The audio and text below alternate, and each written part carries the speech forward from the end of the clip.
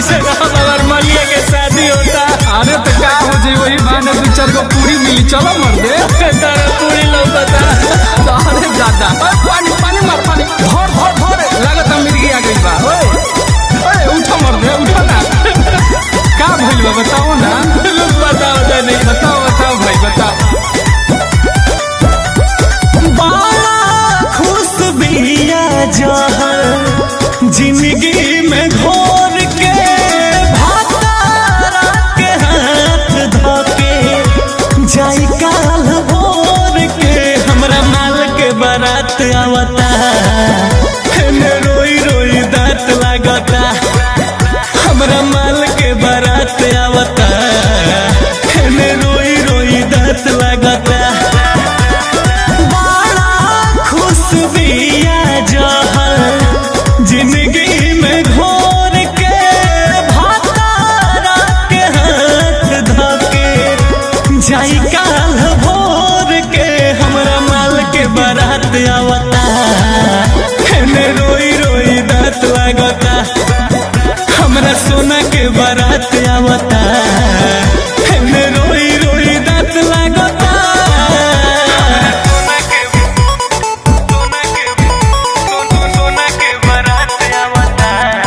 Music by Arya Sharma.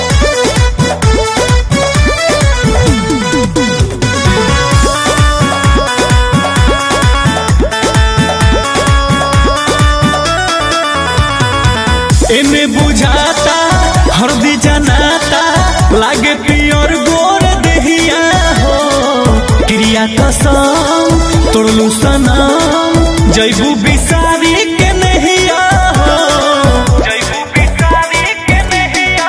हाँ एमे बुझाता हरदी जनाता लागे पियर गोर देहिया हो क्रिया कसम तोड़लू सनम जैबू बिसारी के नहिया हो निकलत आवाज बड़ुए धक धक दिल के सफा हथियार लेखा ले गइल के निक रोटी नहीं भात लागता रोई रोई दांत लागता हमरा माल के बारात आवता रोई रोई दांत लागता।